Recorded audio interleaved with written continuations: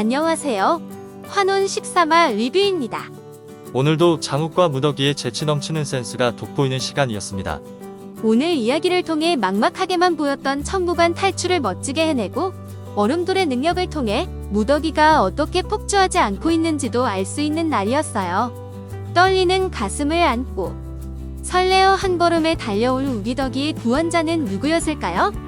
무더기를 놓고 세자와 장욱, 그리고 서율까지 사각관계가 절정에 달한 오늘의 이야기 본격적인 리뷰 시작하도록 하겠습니다. 장욱은 무더기를 안심시키기 위해 무더기를 껴안고 있습니다. 무더기의 손이 수성대의 물에 닿자 하늘이 열리고 하늘에서 번개가 내려 수성대가 망가지게 됩니다. 무더기는 잠시 눈이 보이지 않게 됩니다.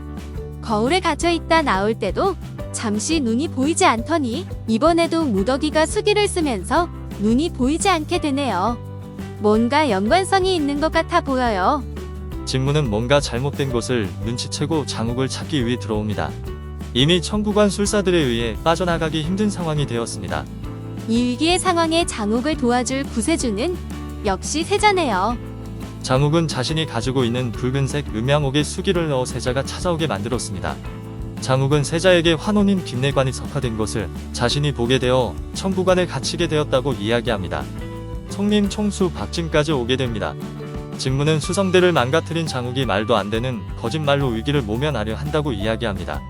세자가 김내관의 행방을 찾으면 해결될 것이라고 하고 김내관의 행방을 찾으려 합니다. 오히려 진무가 위기에 빠진 상황이 되었네요. 그런데 왕비가 천국안에 나타납니다. 다들 아시는 것처럼 왕비는 단골레 최씨입니다. 왕비는 얼음돌을 사용하여 김내관을 살려내어 데리고 왔습니다. 장욱은 거짓말을 한 것으로 되었지만 송림에서 크게 벌을 내리는 것으로 하고 박진이 장욱을 데리고 나오게 됩니다. 무더기가 세자에게 매달리며 송림에 데리고 가지 말아 달라고 하여 오히려 송림으로 데리고 가야 큰 벌을 받을 것처럼 만들어 박진이 장욱을 데리고 갈 수밖에 없게 만드는 장면에서 무더기의 센스가 돋보였네요. 근데 진무가 눈 가린 무더기 보고 진부연을 떠올리는 것 같아 긴장되던 순간도 있었네요. 위기를 모면한 진무와 왕비는 김내관의 몸에서 얼음돌을 다시 빼오게 됩니다. 이번 내용을 통해 진부연 또한 몸 안에 얼음돌이 있다는 것을 알 수 있는 내용이었습니다. 진부연 또한 13개월 동안 배 속에 있으면서 혼이 떠난 상태였지만 얼음돌의 힘으로 살아났다고 했습니다.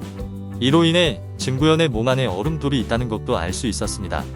그리고 얼음돌에는 환수의 힘이 있기 때문에 무더기가 폭주하지 않는 이유 또한 얼음돌임을 알 수 있었습니다. 무더기의 몸 안에 진부연도 악수도 함께 있을 수 있는 이유가 얼음돌 때문인 거네요. 이로 인해 대부분의 의문들이 풀리게 되었습니다. 진부연은 얼음돌을 없앨 수 있는 능력 또한 가지고 있는 것으로 보이네요. 진부연의 출생의 비밀을 모르는 장욱은 어쨌든 얼음돌이 있으면 무더기가 폭주하지 않을 것을 알게 되어 박진보다 빨리 얼음돌을 찾기로 마음을 먹습니다. 위기를 탈출한 장욱과 무더기는 잠시 송림을 떠나 장욱의 집에서 근신을 받게 됩니다. 그리고 세자도 눈치가 있다는 것을 알 수 있었네요. 수성 내에 침입한 장욱은 칼이 없고 진무가 오히려 칼을 들고 있었다는 것을 생각하며 뭔가 이상하다는 것을 눈치채게 되네요. 왕비도 환혼인인 상황에서 세자가 언제까지 무사할 수 있을지 궁금해지네요. 그리고 세자는 왕미와 진무의 정체를 눈치챌 수 있을까요? 집에 돌아온 장욱은 마의 이 선생님을 만나게 되고 마의 이 선생님은 금등어를 낚는 방법을 통해 치수의 경지에 이를 수 있는 방법을 장욱에게 가르쳐줍니다. 박진은 진호경을 찾아가 환혼인을 찾을 수 있도록 도움을 구합니다. 하지만 진호경은 더 이상 송림의 편이 아니네요. 화장도 더 진하게 하고 나온 것 같아 흑화된 것처럼 보이네요. 김도주는 낙수 아버지와 낙수를 위해 제사를 지내줍니다. 무더기는 감동을 하게 됩니다. 서율은 그런 낙수를 보면서 자신이 낙수를 지켜주었다면 낙수가 무더기로 환혼한 환혼인이 되지 않았을 거라 생각합니다. 그런 둘의 모습을 지켜보는 장욱의 모습도 좋지 않아 보이네요. 소희는 진부연으로 변신 중입니다. 부연이에게 있던 신체적 특징을 그대로 몸에 새기고 있습니다. 그리고 무더기는 그 모든 특징과 상처 자국이 모두 있습니다. 이제는 누구나 무더기가 진부연인 게 알 수 있는 상황이 되었네요. 서율은 장욱에게 자신은 치수의 단계가 되어 이제 송림을 떠날 거라고 이야기합니다. 그리고 무더기를 자신이 데리고 가기를 원합니다. 장욱에게서 어떻게 무더기를 데려갈 수 있다고 생각하는 것일까 하는 고민도 잠시였습니다. 장욱의 마지막 대련 상대로 출전한 사람은 서율입니다. 그런데 마지막 대련의 승자에게 주어지는 것은 금두꺼비가 아닌 무더기입니다. 이미 치수의 단계에 올라있는 서율과 이제 막 치수의 단계에 오른 장욱의 대결입니다.